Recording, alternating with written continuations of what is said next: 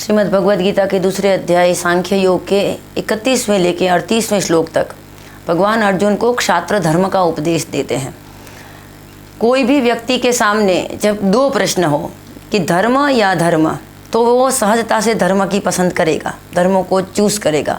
लेकिन जब दो धर्मों की पसंद करनी हो तब क्या करना चाहिए, इसका उत्तर भगवान इन श्लोकों में देते हैं। तो पहले उसका पठन पारायण करेंगे, बाद में उसका विवरण देखेंगे। स्वधर्ममपि चावेक्ष्य न विकम्पितुमर्हसि धर्माद्रियुद्धान् श्रेयोऽन्यत् क्षत्रियस्य न विद्यते यद्रच्छया चोपपन्नं स्वर्गद्वारमपावृतं सुखिनः क्षत्रियः पार्थ लभन्ते युद्धमीदृशम्। अथ चेत्त्वमिमं धर्म्यं संग्रामं न करिष्यसि ततः स्वधर्मं कीर्तिं च हित्वा पापमवाप्स्यसि अकीर्ति चापि भूतानि कथयिष्यन्ति ते व्ययां संभावितस्य च कीर्ति मरणादतिरिच्यते भयाद्रुणादुपरतं मन्यन्ते त्वां महारथः एषा च त्वं बहुमतो भूत्वा यास्यसि लाघवम् अवाच्यवादांश्च बहुन् वदिष्यन्ति तवाहितः निन्दन्तस्तव सामर्थ्यं ततो दुःखतरन्नु किम् व्यवसायात्मिका बुद्धिरेकेह कुरु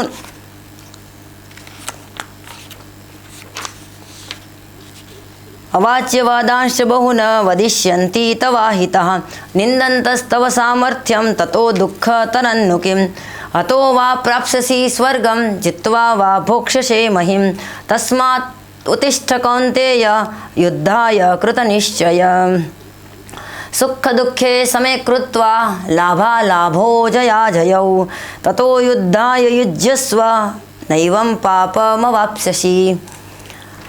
ये जो 7 श्लोक है वो सच में शीत रक्त में उष्णता का संचारण करने वाले हैं। ये जब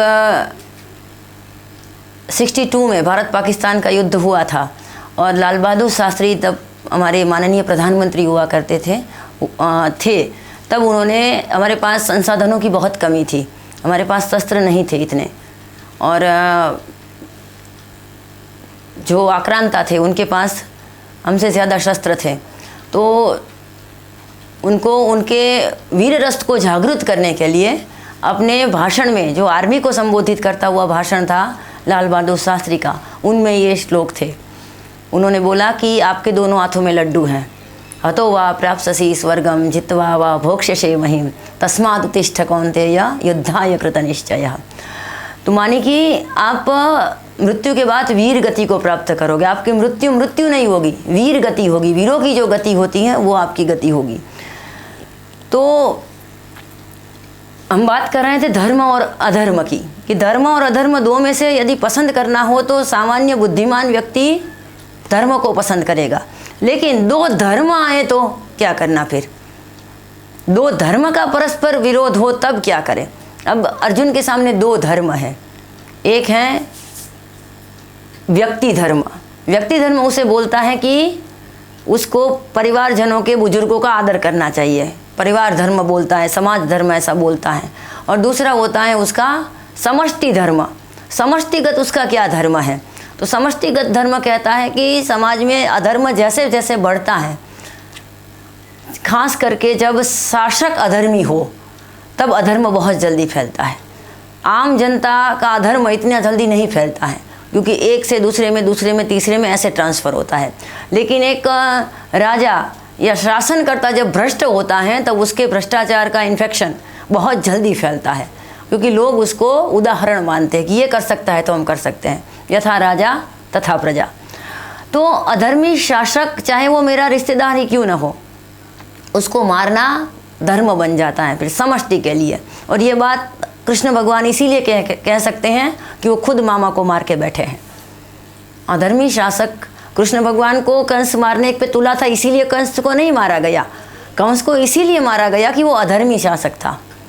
प्रत्येक जगह उसका अधर्म चलता था, उसके द्वारा ट्रेंड हुए राक्षस मल्ल सबको त्रास देते थे, सबके ऊपर अत्याचार करते थे। आज की भाषा में कहे तो आतंकवाद करते थे, आतंकवादी जैसे थे, सबको परेशान करते थे। इसीलिए भगवान श्री कृष्ण के द्वारा कंस का वध हुआ, चाणूर का वध हुआ, मुष्टिक का वध हुआ।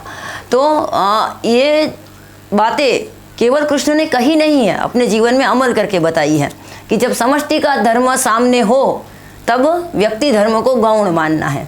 व्यक्ति धर्म में आपका कितना ही प्रिय स्वजन या कितना ही निकटतम स्वजन क्यों न हो, यदि समष्टि धर्म में वो अहित करता है समष्टि का, तब वो हमारा अपराधी नहीं है, वो धर्म का अपराधी बन जाता है। और धर्म के अपराधी को दंड देना एक क्षत्रिय का कर्तव्य है। अहिंसा परमो धर्म, धर्म हिंसा तथैव च। ये सूत्र पूरा ये है कि हम अहिंसा को परम धर्म मानते हैं, लेकिन धर्म के कारण, ये धर्म को सुरक्षित रखने के कारण, धर्म की रक्षा करने के कारण यदि हिंसा करनी पड़ी तो वो भी हम करेंगे। क्योंकि एक बार यदि अधर्मी शासक का शासन आया तो क्या होता है, इसका परिणाम मुगलों के और अंग्रेज़ों के शासन से हम सीख चुके हैं कि उसका परिणाम क्या हो सकता है। पूरी जनरेशन की जनरेशन तक उसका प्रभाव समाज में रहता है, उसको हम निकाल नहीं सकते हैं फिर।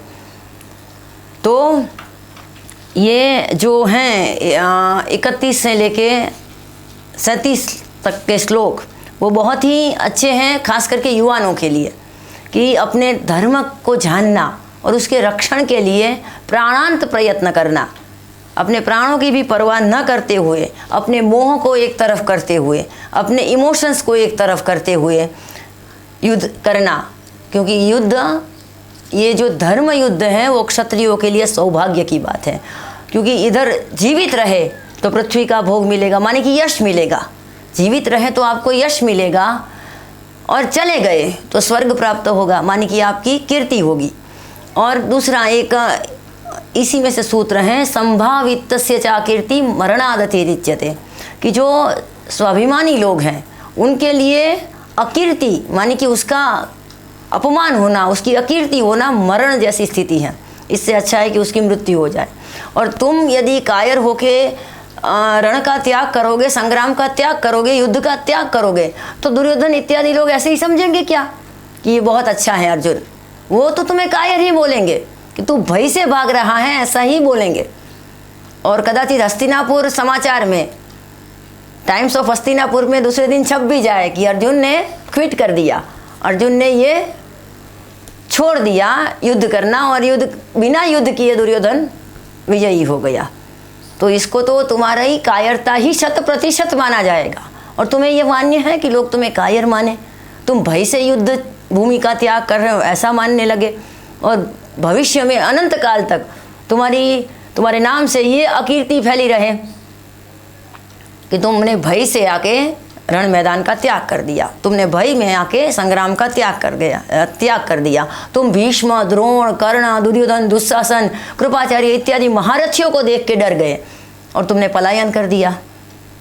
तो भगवान जो एक स्वाभिमानी लोगों की एक दुखती नस होती है ना, वो दबाते हैं कि इससे आपका, समझ लीजिए, आपको पाप नहीं होगा, लेकिन आप मानते हैं कि इनको मारने से आपको पाप लगेगा, तो इस प्रकार के तथाकथित पाप से तुम बच जाओगे।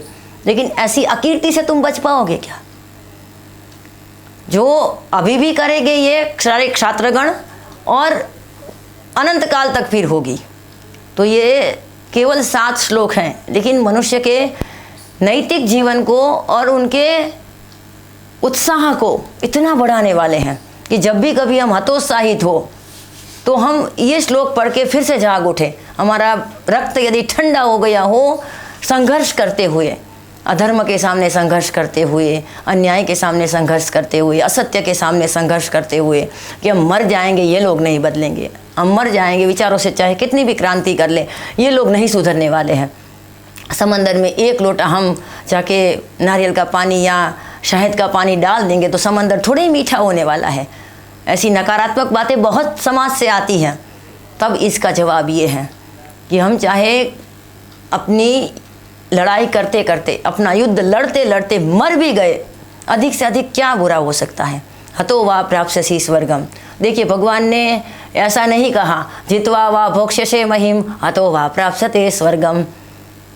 ऐसा नहीं बोला कि पहले तुम जीतो, पहले हारने की तैयारी रखनी है, मानसिकता हारने की ही रखनी है। कोई लोग बोले कि आप निष्फल हुए, आप ये प्रयोग कर रहे थे तो आप निष्फल हुए, तो मैंने कहा ये सोच के ही तो किया था, दिमाग में एक बात बैठा के ही रखी थी तो कदाचित निष्फल हो तो दूसरा कदम हमारा क्या होगा। इस कंसेप्ट को लेके हम चले और समझ लीजिए निष्फल गए, तो पहले तो निष्फलता का कारण ढूंढना है और दूसरी बार वो गलती नहीं करनी है जिस कारण से हम पहली बार निष्फल हुए थे।